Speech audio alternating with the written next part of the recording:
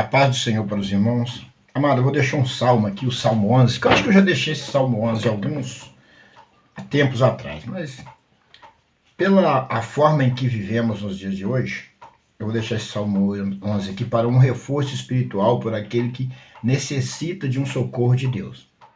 Aqui Deus está provando para o homem que ele não abandona, que ele está sempre com o olho atento aos retos de coração. Então nós temos que entender que nós estamos num mundo perverso, terrível, mas o Senhor é conosco a todo tempo neste mundo que vivemos. O Salmo 11 diz assim: Deus salva os retos e castiga o ímpio. Salmo de Davi. No Senhor confio, como diz, pois a minha alma fuge para vossa montanha como pássaro. Porque eis que o ímpio armam arco, põe as flechas na corda para com elas atirarem, ocultas aos retos de coração. Na verdade que já os fundamentos se transtornam, que podem fazer o justo. O Senhor está no seu santo templo. O trono do Senhor está no céu. Os seus olhos estão atentos às suas pálpebras. Provam os filhos dos homens. O Senhor prova o justo, mas a sua alma aborrece o ímpio. E o que ama a violência sobre os ímpios, o Senhor prova o justo, mas a sua alma aborrece o ímpio. E os que ama a violência sobre os ímpios fará chover laços, fogo, enxofre e vento tempestuoso. Eis que a porção do seu copo, porque o Senhor é justo e ama a justiça, e o seu rosto está voltado para os retos. Amados, observa a forma que o Senhor expressa em poucas palavras, que o Senhor usa o salmista Davi para expressar em poucas palavras para o justo e os retos de coração, para que o justo e o reto venham a ter segurança e confiança no Senhor entre as tempestades e as lutas em que vivemos nos dias de hoje. Porque não foi pregado para nós que nós íamos ter perseguição, que nós íamos passar por lutas, muitas aflições. A igreja oculta e ocultou isso de nós, e oculta das pessoas isso aqui. Porque se a igreja pregar isso aqui, muitas pessoas não vão aceitar Jesus. E eles querem igreja cheia para que o dízimo, a riqueza, a grana entre mais. Mas hoje você já não vai estar mais... você vai estar ciente dessa verdade hoje, que Deus usou o salmista para deixar para nós. Observa aqui o primeiro título, que diz assim: no Senhor confio, o salmista dizia. Como diz, pois, a minha alma, fuge para a vossa montanha como pássaro. Davi, ele, em outros versículos da Bíblia, ele dizia que se ele tivesse asa, ele voaria para o deserto. E ele disse aqui que a alma dele, pois a minha alma fuge para a vossa montanha como pássaro. Se ele pudesse, ele voava para a montanha como um pássaro. Porque Davi, ele estava em aflição, passando batalhas terríveis. Então Davi, ele confiou no Senhor e Deus exaltou Davi. Como é que pode? Deus pegou Davi, um homem que pecou, e disse: Davi, o homem segundo o meu coração. Olha como é que Deus trabalha, gente. Não é como nós. Se o homem arrepender de verdade, olha a maneira que Deus olhou para um homem, o santo dos santos, olhou para Davi, um homem que pecou. Davi se colocou numa posição de santidade que Deus considerou Davi segundo o seu coração. Olha aqui o 2. Porque eis que o ímpio armam arco, põe as flechas na corda para com elas atirarem, ocultas aos retos de coração. E é verdade, amado. Vocês vê os laços que os meus próprios vizinhos... Se eu saio, já pego o telefone e liga. Se eu vou no mercado, eles já estão ligando. Se eu desço para trabalhar, eles ligam. Eles me seguem, me vigiam o tempo todo. Eu nem me preocupo para isso, porque são filhos das trevas. Já estão... Se eles souberem, o laço é a armadilha que Deus tá armada para eles, eles voltavam para o Senhor rapidamente. É porque eles não calculam e nem para pensar, porque Satanás cegou a mente deles acerca das coisas de Deus, e eles não conseguem ver que estão se destruindo a cada dia. E a ganância do dinheiro, tá? Eu tenho uns parentes aqui, moram dentro do meu terreno. Tem uma ganância terrível por dinheiro que tá doido, corre para um lado e para o outro, armando cilada contra mim e falando em dinheiro, compra carro novo, isso e aquilo. Parece uma coisa, gente, é uma coisa tão horrenda e tão satânica que dá até nojo. Dá até nojo de ver. Eu fico observando que a Bíblia diz que quem tem o Espírito Santo não fica enganado. Deus não deixa o justo enganado. Deus mostra patentemente ao justo as laços, as armadilhas, as ciladas. Nós vemos tudo que Deus nos mostra. Nós temos o Espírito Santo que não nos deixa enganado. Então vamos glorificar e exaltar o nome do Senhor. O que eu quero dizer para vocês? Está aproximando dias que estão trabalhando para minar a fé do justo. Porque muitos já minou, muitos já não tem mais fé, não acredita mais em Deus, não acredita em nada mais. Eu vejo com meus olhos. E à noite eles pegam uma Bíblia.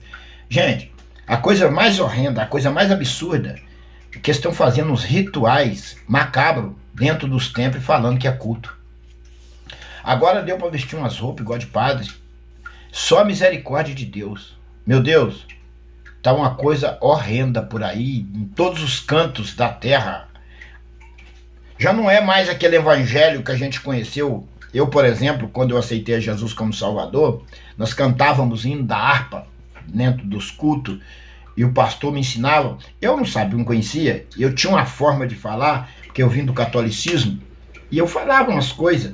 E essa jovem que me ganhou para Jesus, eu namorava ela, a menina era nova, novinha, e o pai dela deixou eu namorar ela, que eu pedi para namorar. Vou dizer a verdade para os irmãos, o pai dela é um homem de Deus e ele viu em mim uma pessoa trabalhadora, uma pessoa boa, e eu levei ele para trabalhar comigo numa obra, algumas outras pessoas que o dono da obra pediu que eu levasse, e ele me ensinava.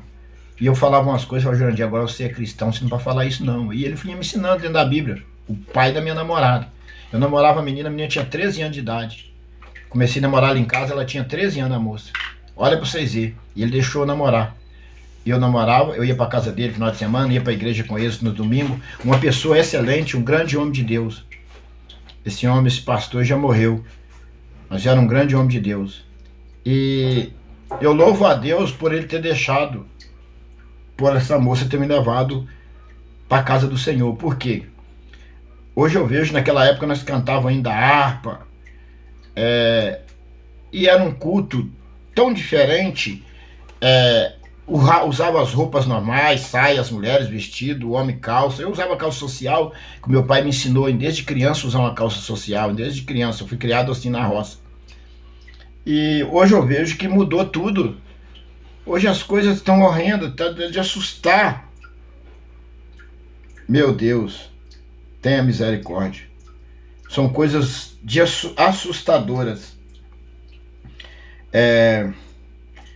Aqui no 3 diz assim, ó, na verdade que já os fundamentos se transtornaram, que pode fazer o justo? Aqui o ímpio dizia, porque na verdade os fundamentos já se transtornaram e que pode fazer o justo? O justo ele não pode fazer muita coisa aqui na terra, mas Deus pela sua misericórdia e compaixão pode fazer por o justo. Então o justo tem que confiar no Senhor, confiar em Deus. E o Senhor está no seu santo templo, o trono do Senhor está no céu, e os seus olhos estão atentos, e as suas pálpebras provam os filhos dos homens. Então, os olhos do Senhor estão atentos a nós aqui na terra, e as suas pálpebras provam o filho do homem. Mas o Senhor só prova o que é escolhido dele, os filhos. Um pai não corrige seu filho? O pai corrige filho dos outros? Não corrige. Então Deus só corrige e castiga aquele filho que é dele. Por isso que nós passamos tantas provações. É Deus nos corrigindo, porque nós somos, às vezes, rebeldes. Aí Deus corrige nós. E nós devemos glorificar a Deus por ter um pai que nos corrige, que nos ensina. Vamos glorificar o Senhor. Por isso, amados, eu vejo hoje, eu aprendi, e ali eu tive um tempo na Assembleia de Deus, e a Assembleia de Deus me ensinava uns cultos totalmente diferentes, os pastores mais antigos, e essas coisas foi modernizando, e eu comecei a acompanhar a modernidade da igreja. Se tornou nessa coisa horrenda que se tornou hoje. Tem muitas Assembleias de Deus que não tem doutrina mais não. Lançou agora uma calça leg aí, que parece que tem um elástico no meio certinho. E tem mulher crente que veste aquela leg partindo o corpo todinho. Misericórdia, gente. Misericórdia. Isso não é cristão. Não tem como ser cristão. Uma jovem parou comigo, a minha esposa estava do meu lado, e eu sempre evangelizo na rua, sempre preguei na rua, trabalhando, quando eu saio para trabalhar, lidar com o povo, sempre, é raro um dia que eu não prego para alguém, não falo de Jesus para alguém, nós estamos sempre falando da palavra de Deus. Eu encontrei com uma jovem, a minha esposa estava comigo, e essa jovem é de uma outra denominação, e essa jovem estava com uma bermuda leg, uma blusa de alça, vindo de uma academia, começou a falar da palavra de Deus, e falando, e eu não olhei para ela. Teve um momento que eu olhei para o rosto dela só, para não olhar para o corpo. E as pessoas que estavam ali à minha volta viram aquilo, e ficaram olhando aquilo. E eu cheguei a um ponto que eu fiquei sem graça. Mas eu não falei nada com ela, porque, primeiro, que eu não sou da igreja dela. Segundo, que eu não poderia falar nada, eu não posso doutrinar a igreja dos outros. A pessoa tem que ter respeito disso aí. E tinham as pessoas de bens, outras pessoas mais pobres, e aquilo virou um escândalo ali naquele momento. Mas eu não podia falar nada. Eu não sou da ministração, não sou. Nem que eu fosse. Não, primeiro que eu não ia ser nunca. Que eu conheço a palavra de Deus, eu não ia para uma igreja dessa de maneira alguma. Né? De maneira alguma. Como que eu vou para um lugar onde que eu sei que está errado e que eu não posso pregar, não posso falar nada, não posso ensinar? Sendo que o pastor da igreja não doutrina a igreja. Então você não pode, você tem que respeitar a igreja dos outros. Então você tem que deixar para lá. Mas então eu começo a ver que acabou, as pessoas não têm mais respeito para a obra de Deus. Para vocês verem, eu vou citar uma coisa aqui. Eu nasci num ermo de roça, no interior de roça mesmo. E uma pessoa, um vizinho, quando chegasse na nossa casa, ou na casa de alguém, ele estava com o chapéu na cabeça e tirava o chapéu para entrar para dentro da casa de qualquer cidadão. Hoje dentro da igreja de Deus, usa boné, chapéu, não tem respeito. Se tem respeito com o homem pecador, não vai ter respeito com a casa de Deus? Se você tira o chapéu da cabeça em reverência, respeitando o dono da casa, você não vai tirar o chapéu em reverência, o dono da igreja que é Cristo?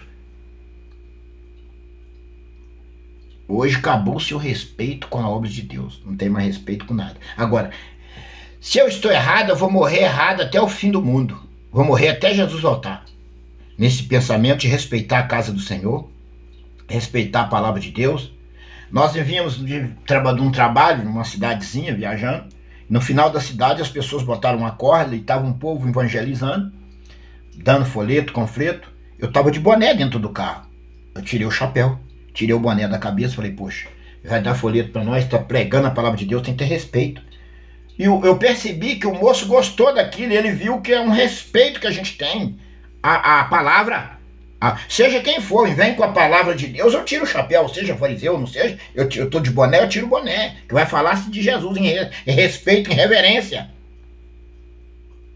E eu vejo hoje que perdeu-se o respeito. Hoje vai dentro da igreja de bermuda leg, de tudo enquanto é tipo, Gente, é uma coisa horrenda. Vamos para a palavra aqui. E vamos para o 5.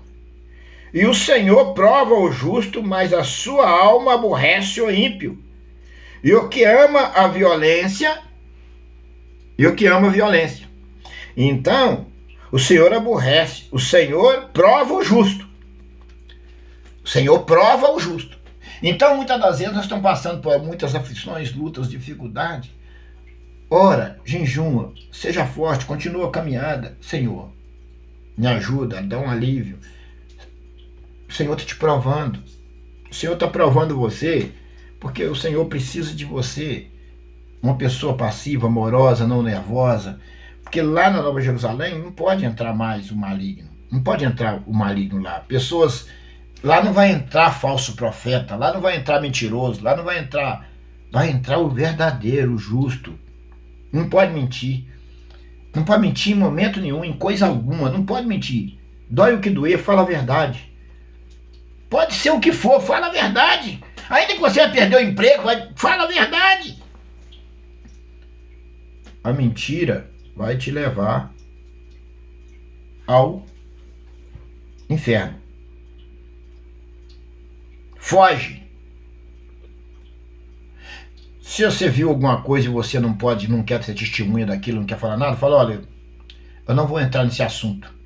Ah, mas você me falou, não, eu não vou falar nada disso, não quero saber de nada, eu não vou entrar nessa batalha, nessa guerra, que eu não posso, eu não tenho nada a ver com isso. E mete o pé. Pra você não mentir, sai fora. Porque fica difícil. Nós estamos num mundo difícil. Então o Senhor aborrece o ímpio. A alma, o Senhor prova o justo, mas a sua alma aborrece o ímpio. E o que ama a violência. Sobre o ímpio fará chover laços, fogo, enxofre, vento tempestuoso, eis que a porção do seu corpo. Então, olha o que o Senhor tem para o ímpio, tem para os maldosos. Olha aqui o que o Senhor tem para eles.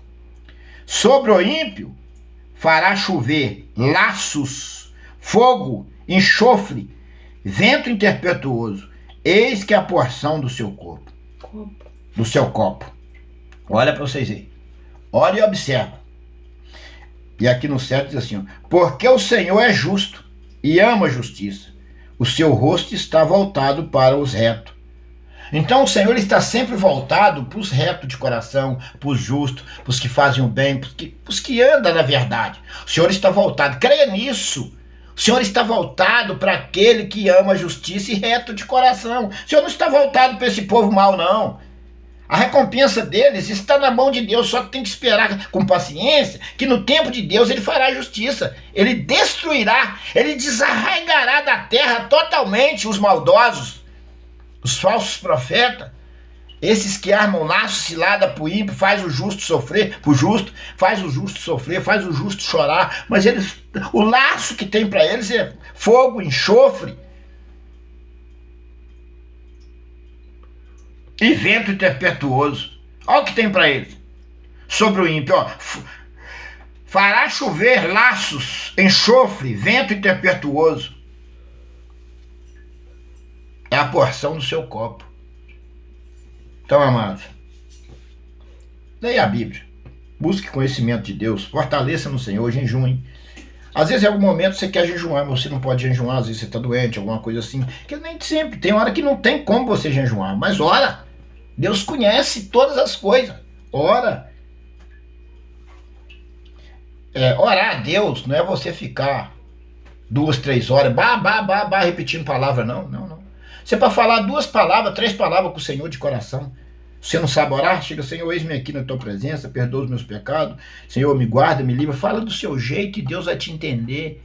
Me livra, Senhor, da maldade de fulano, derruba esse laço, queima esse demônio, esse espírito maligno que levanta contra... Não adianta você querer também ficar, põe o joelho no chão, vão orar tantas horas. Você não tem palavra para orar tantas horas. Então eu vejo alguns pastores dando um ensino errado. Na minha igreja eu ensinava isso na época, na igreja que eu frequentava, que eu era, hoje eu não sou mais.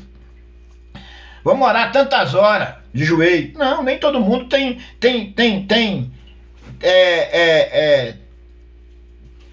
coisas para falar com o Senhor tantas horas, não, hein? Às vezes a pessoa tem 10 minutos, o outro tem 20 minutos, o outro tem meia hora. Eu já orei quase 1 hora, mas eu tinha palavra, o Espírito Santo foi me dando palavra, eu fui orando, sem repetir palavra, porque era de Deus, era o Espírito Santo me conduzindo na oração. Mas tem momento que eu vou orar, eu dou 10 minutos, 5 minutos de palavras, eu já estou levantando o joelho. Oração é você expor a sua necessidade diante de Deus. Se ela leva 1 hora, amém. Se levar 10 minutos também, se levar 20 minutos também. Tem gente que quer fazer você orar 2, 3 horas, sem que você não tem nem nada para falar mais para Deus. Como é que você vai ficar de joelho orando, orar 3 horas? Como? Gente, ensinamento completamente errado. A oração é você expor as suas necessidades, os seus momentos para Deus. Não é questão de 1 hora. Se a sua oração leva 1 hora, amém. Você tinha coisas para expor para Deus que é 1 hora, amém. Se tiver 2 horas, amém. Mas se for 10 minutos também, amém. Se for 20 minutos também, amém. Porque às vezes você não tem tanta bagagem, tantas coisas para falar com Deus. Claro que todos têm, mas às vezes a sua mente no momento não está evoluindo ou soltando aquilo que você para você orar. Porque tem momento que você põe o joelho no chão e você vai falando com Deus, vai falando, e se bobear você não sai dali, você fica ali toda a vida orando. E tem momentos que não, tem momentos que você rapidinho fala e sua mente não tem mais nada para falar. Eu observo que oração é expor sua necessidade. Oração você vai expor sua necessidade. Você vai expor para Deus o seu pecado, pedir perdão, expor o que você está passando, a sua necessidade, falar com Deus, conversar, dialogar com o Senhor em joelho, em segredo. Às vezes até no silêncio, para ninguém ouvir, seu vizinho, ninguém precisa ouvir. Tem coisas particulares sua com Deus, que é você e Deus, você não precisa ficar gritando para ninguém ouvir, não. Vai para o seu quarto, baixinho lá com o Senhor. Então eu percebo que tem alguns ensinamentos que isso está fugindo um pouco da Bíblia, da palavra de Deus. Amados, que Deus venha nos abençoar, que o Espírito, que o Senhor Jesus venha nos guiar, venha ser o nosso advogado nesse momento difícil da nossa vida na terra, porque estão passando os dias difíceis na terra. Amados, mais uma vez eu peço os justos fiéis que ouvem aí, as pessoas que ouvem as minhas pregações, vamos orar pelo pessoal do mundo em geral, as crianças principalmente, África, Índia, outros países, Tailândia, Brasil, tantos outros países por aí. Eu vi algumas reportagens essa semana e eu quero dizer para os irmãos que foi ontem que eu vi, eu fiquei tão triste, mas muito triste mesmo. Eu vi, acho que é os maias, né? Lá para a África do Sul, não sei se é maias, uns escuros, eles moram numa zoca de paia. E a mulher estava fazendo a comida, fez uma comida tão bonita, até achei bacana, tomate com frango, um galo caipira e tal. Aí ela fez um angu de farinha de mandioca. Amados, mas o que me deu tristeza é que era tanta gente e aquilo me doeu o coração. E ela botou, ficou tão bonito, muito bem feito. Eu até achei tão, eu falei com a senhora, olha como é que estão fazendo uma comida tão bem feita. Só que era gente demais, era muita criança. E ela botou um prato para cada, acho que 5, tem um lugar com 5 crianças comendo num prato só. Aí um mordia um pedaço de carne, o outro também mordia para dividir ali. Aquilo me doeu o coração. E aquele pedaço de angu de mandioca para 5 pessoas, quer dizer, cada um ia comer um pedacinho só. Gente, aquilo me doeu o coração, aquilo me partiu no meio. Eu estava feliz por ver aquela comida. Mas quando eu vi a quantia de gente, as mulheres mais velhas nem comeram. Eu acho que dividiu só com as crianças. Aquele frango com tomate, algumas batatas, cebola, foi muito bem feito. Aí botou um prato para 5 crianças comer e todos 5 comendo num prato só. Com a mão toda suja de terra. Aquilo me doeu o coração, porque a gente tem uma alimentação tão boa aqui. Às vezes a gente pega, fala assim, igual um dia dessa semana eu fiz uns omelete, comprei ali, comi um arroz, feijão, couve, almeirão, omelete e tal, e eu peguei. E às vezes a gente fala, poxa, eu poderia ter comprado lá uma carne, um negócio assim. Ô gente, vamos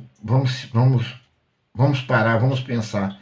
Tem muita gente passando necessidade no mundo. E o pior é que são crianças inocentes. Vamos orar. Eu sei que a oração não enche barriga, mas Deus enviou maná. Vê lá quando o povo clamou no deserto e Deus enviou maná do céu. A Bíblia diz que o mesmo Deus de ontem, de hoje e de eternamente. Você acha que Deus não pode quebrantar um coração de um empresário ímpio? Que eu vou falar a verdade, eu não vou falar de igreja não, de pastor não. Porque esses homens já estão com o coração contaminado. Mas Deus pode, um ímpio, milionário, um empresário, lotar uma carreta de comida aí, ó, e levar lá para a África, ajudar, ou criar um trabalho, botar uma empresa, uma indústria de fabricar alguma coisa, nem qualquer coisa. Eu acho que tinha que gerar emprego os empresários nesses lugares de pobreza, gerar emprego para o povo, para matar a fome, que ali as pessoas fazem um servicinho e geram um empregozinho, pelo menos uma empresa que dá para que esse empresário não tenha muito lucro, mas dá para matar a fome daquele povo, o governo, alguma coisa assim. Mas eu vejo que o nosso país ele está querendo destruir os pequenos. Já tem arquitetado um laço, uma armadilha para destruir os pobres. Então nós temos que orar. O dever nosso como homens e mulheres de Deus é orar, interceder a Deus, pedir a Deus em nome do Senhor Jesus que envie o socorro para esse povo, para essas crianças, e não deixe essas crianças morrerem de fome, que Deus envie o maná, porque nós sentar aqui no Brasil com o nosso prato de arroz com feijão cheio e encher a nossa barriga, aí tudo bem, nós estamos com a barriga cheia, que dane-se a África, a Índia, a Tailândia e outros demais países, né? Porque você está com a barriga cheia. Mas nós temos que pensar, na hora que a gente pegar o nosso prato, que tem milhares de crianças morrendo de fome e precisa. Então vamos orar, vamos pedir a Deus, que o Senhor ele tem formas de trabalhar que não são igual às nossas. Às vezes eu, por exemplo, eu não tenho como atingir essas pessoas. Eu não tenho como, a não ser orando. Porque eu também sou pobre. Eu batalho para meu alimento, para minha vida, para minha veste. E que batalha! Porque o Satanás tenta fechar minhas portas de todos os lados. E o Senhor tem abrido, o Senhor tem me sustentado nessa terra. Então, vamos orar. Que o Senhor, em nome do Senhor Jesus, venha alcançar os 4 cantos da terra, onde quer que esteja, familiares, crianças se definhando de fome, que Deus possa enviar o maná do céu. Não pela maldade dos adultos, mas que o Senhor visita as crianças e faça essa bondade, porque às vezes os adultos fazem tantas coisas horrendas e as crianças pagam o preço. De certa forma paga. Que Deus venha entrar com a providência em nome do Senhor Jesus. Essa é a mensagem que eu deixo para o dia de hoje. Deus abençoe a todos em nome do Senhor Jesus.